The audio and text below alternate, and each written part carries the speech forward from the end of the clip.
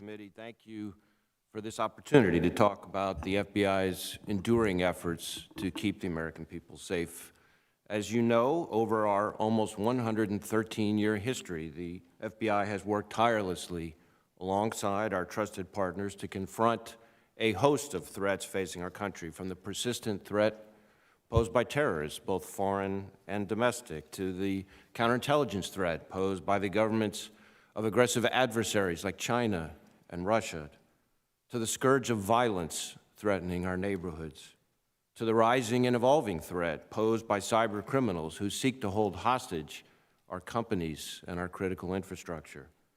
I suspect we'll be covering these and other topics today, but I'd like to start by discussing an issue that is of utmost concern to me, to you, and to all Americans, which is the prevalence of violence in our country.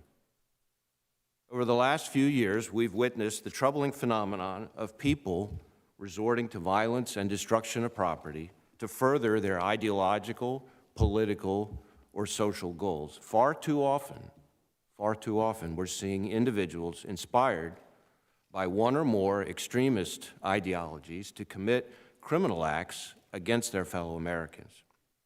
Now, the FBI does not and should not police ideology, and we do not investigate groups or individuals based on the exercise of First Amendment protected activity alone.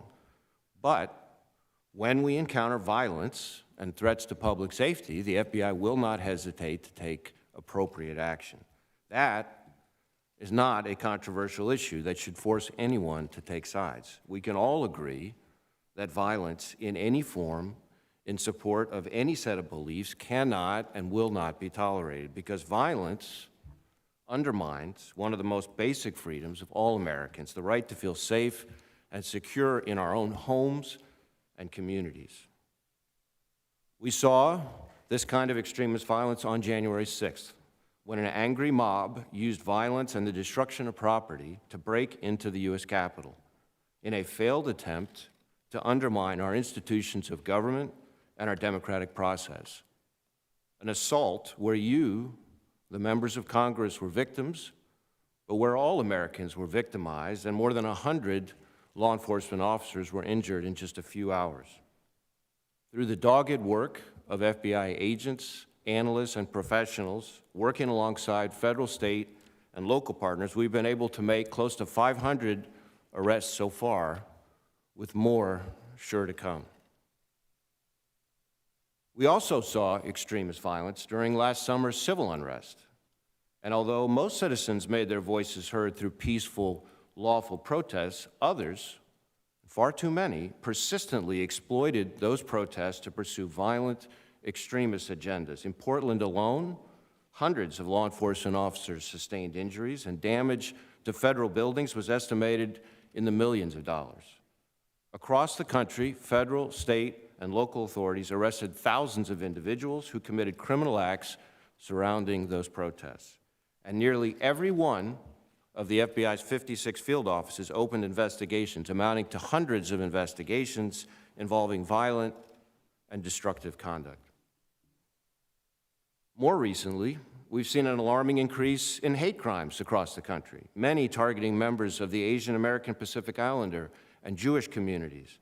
In some cases, these crimes are carried out by individuals we characterize as racially and ethnically motivated violent extremists. To confront this threat, we've taken a multi-pronged approach, focusing on our traditional investigative efforts through our civil rights program and our domestic terrorism hate crimes fusion cell that we created about a year and a half ago, but also enhancing our law enforcement training, public outreach, and support to our state and local partners.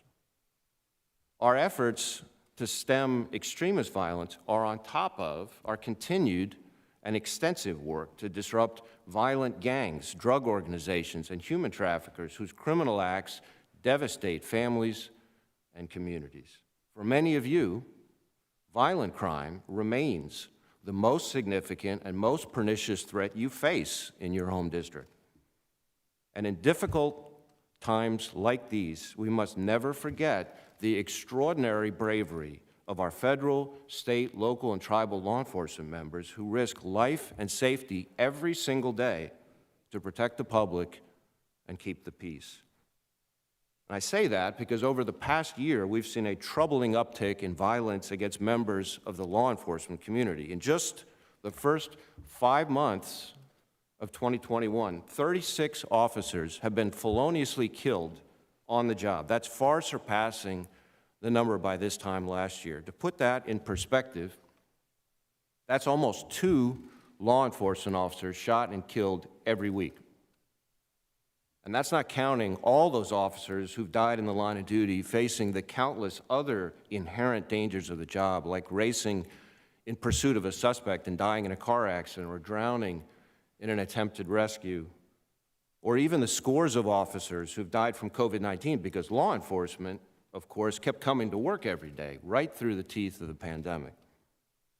Nor is it counting all those officers who've been badly injured, but thankfully survived, but whose lives and whose families' lives have been forever changed. Now, the loss of any agent or officer is heartbreaking for their families, for their departments, for their communities that they serve. We in the FBI know that all too well, with the terrible, terrible loss of Special Agents Laura Schwarzenberger and Dan Alfin this past February, shot and killed down near Miami. Each one of the officers and agents we've lost this year were people who got up one morning, picked up their badge, not knowing whether they'd make it home that night. And they did their jobs despite all the hardships they've faced in this almost epically difficult year, because they were devoted to protecting their fellow Americans, both friends and strangers alike. And we owe these dedicated public servants a debt of gratitude. More than that, we owe them our best efforts to help stem the tide of violence. All of us here today have a shared responsibility to take a stand, to protect our communities, to support those who serve in law enforcement, and to condemn violence regardless of its motivation. And we in the FBI are ready to do that exactly, to use all the tools at our disposal to uphold the rule of law and to fulfill our mission to protect every American, because there is simply no place in this country for hatred, intolerance, or violence, regardless of its motivation, ideology, or otherwise. So thank you for taking the time to hear from me today. I look forward to answering your questions.